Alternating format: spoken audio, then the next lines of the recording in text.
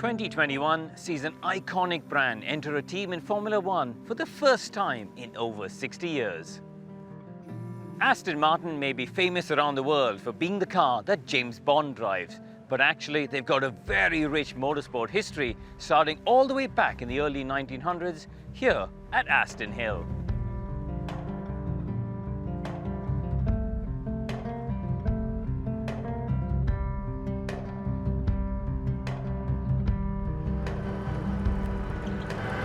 In the early 1900s, this leafy part of Buckinghamshire was the home of a thriving hill climb scene held on the land of the wealthy aristocrat Lord Rothschild.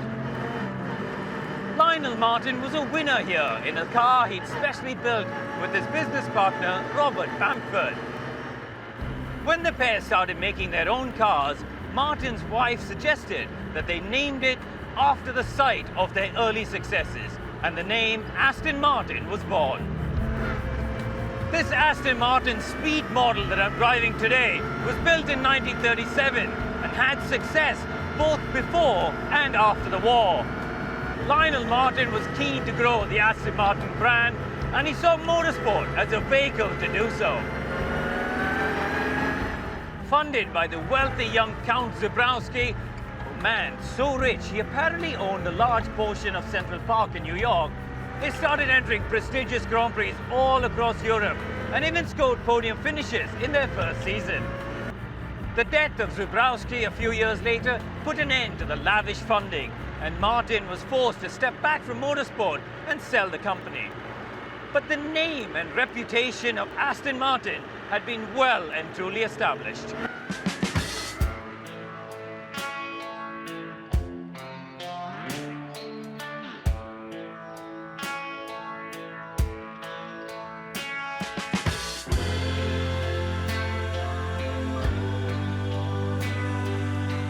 Aston Martin passed through several hands before David Brown acquired the company in 1947 and set it back onto its motorsport path.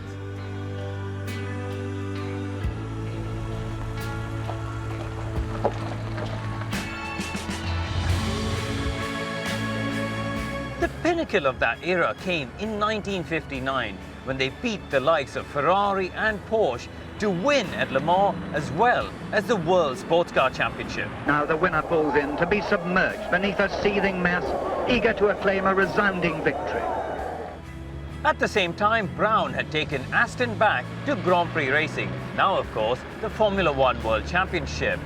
But that coincided with Cooper's big game changer, where all of a sudden the rear-engine cars had taken over winning at the front, and the DBR4 was never really a challenger.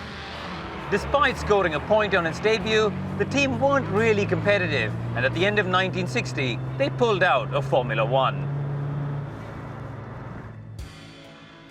Aston changed ownership over the decades a few times, but it wasn't until they came here to Gaydon, their new home in the early 2000s, that they came back into motorsport with a vengeance.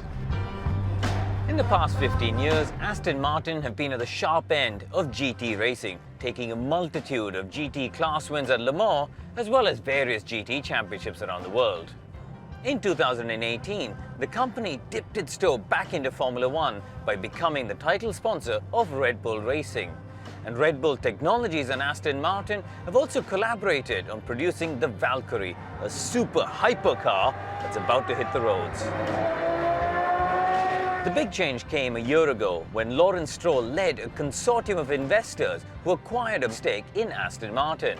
That made Lawrence the executive chairman of the company and also paved the way for the team to come back into Formula One as a full-fledged works effort. It was a dream I've been working on for several years, and I saw that dream come true in front of my eyes a few hours ago, so very emotional. It's a very exciting project, a new start, a new chapter also for me, for the entire team, so very much looking forward to it. Here at Silverstone, the team have got plans for a modern, state-of-the-art facility right alongside their existing premises. It heralds the start of a brand new era for an illustrious name.